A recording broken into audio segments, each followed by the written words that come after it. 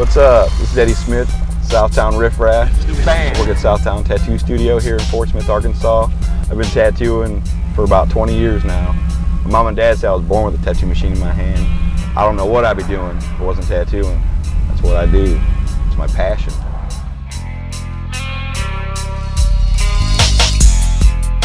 I've been slinging ink for a long time. Man, I've always been interested in tattooing. Ever since I was a little kid, I remember like 5 years old, my grandma had tattoos on her forearms, My uncles, my grandpas, they all had tattoos. My mom and dad were the only ones that didn't. I started tattooing on people when I was 12 years old and making my own machines, and my dad taught me about sterility and all that stuff, with bleach and pressure cooker, and just went to town. I made my first tattoo machine when I was 14. My dad helped me out. Took an 8-penny nail and wrapped copper around it, and drilled a hole down it and stuck it to a frame and made it so it armature bar and spring, kind of like a doorbell, At 14 I was tattooing my dad's friends, and then I get in trouble because I tattooed on my dad's friends' kids, I soon learned that. At 16 I bought my first one. It was a Spalding and Rogers Puma. That was my first tattoo machine, little 8-wrap coils. A little dinky little nothing, but I thought I was the man. I remember 7th and 8th grade, career day and all that stuff. I would be like, I want to be a tattoo artist. And so it was like, what? Because only sailors and bikers got tattooed back then.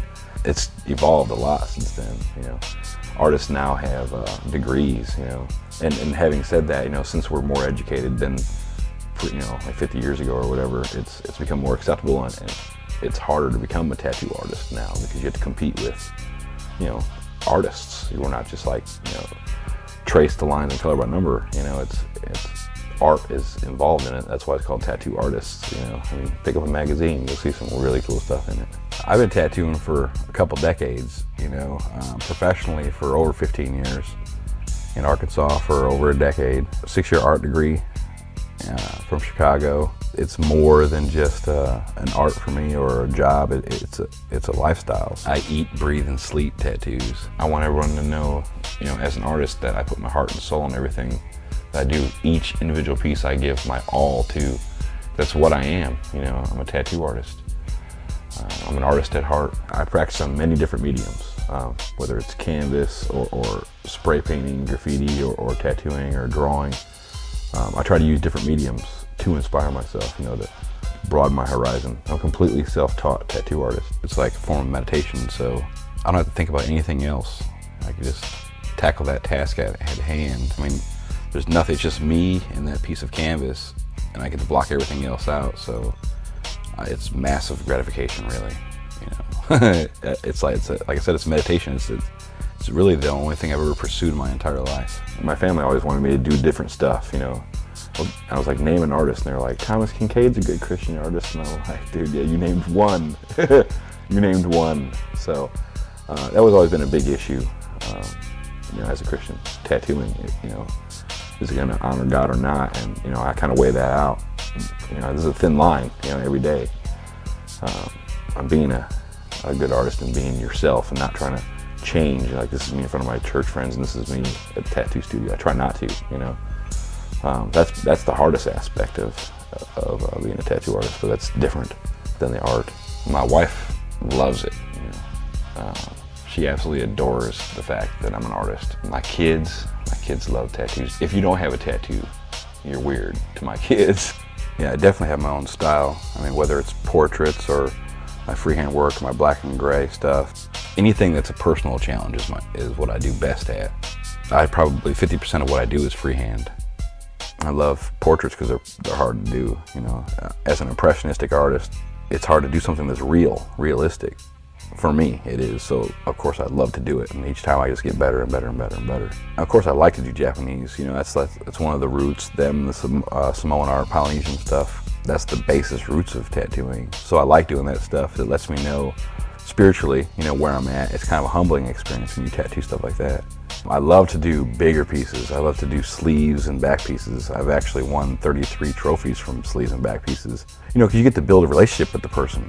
You don't just come in and, okay, sleeve me out. I get to know that person. I can virtually call that person like a really good friend by the time I'm done with their sleeve.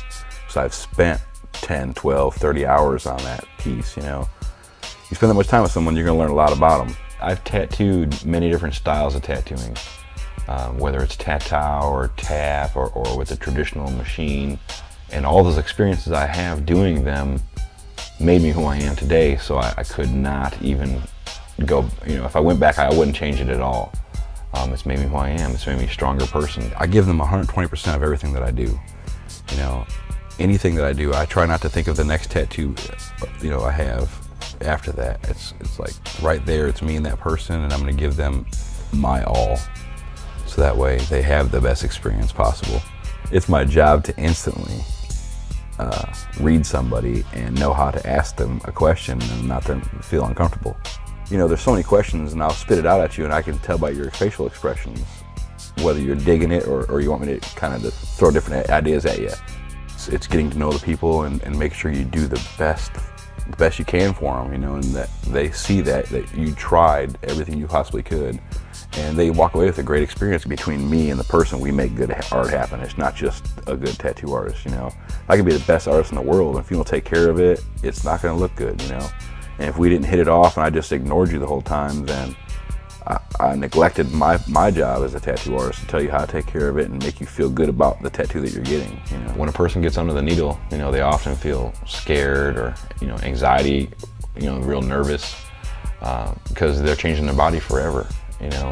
Putting something on them permanently. For some people, that's an issue. But overall, I try to make them feel comfortable and at ease with it before I even start. I walk them through it and tell them exactly what they're going to expect. I got 70% of my body covered, most of it covered, so I kind of know what it's going to feel like. I tattoo myself too, so I know what every stroke feels like. Every tattoo I have is a pilgrimage that marks a story of how I've evolved in life. It's definitely a state of controlled chaos. You have burning sensation or whatever. It's like a cat scratch, but you have that going on. It's like a stepping stone for you. You're advancing, so you have a lot of mixed emotions. And you're trying to maintain and be still for me, keep your mind off of it. But it's an exhilarating experience. I find most people, and you'd be amazed what they say to you when they're under the gun, And when they leave, they feel, completely at ease and totally stoked that they got a cool tattoo, and by a cool person. Growing up, of course, you have Lyle Tuttle, he's like the guru of it, but people I looked up to was like Guy Aitchison and Mario Barth, Bugs, of course, Joe Capobianco, and Marty Holcomb. These are guys that are pioneers as far as I'm concerned. They were the true first tattoo artists, because they gave you a total different look, and that's what we get new school from, because it was something that was new, and they were schooling it, and that's where it came from. As in the building, I love Southtown Tattoos. I love the room we have, where we each have our own room, and we all have our own personal style, so that adds, to it. When you walk in, it's nothing but flavor. There's a lot of jokes, and this is my home away from home, so I love being here. It's a great crew. Every single one of them. Rob, Scott, Quentin, Misty, and Virginia, or Z, commonly known as. They're great, man.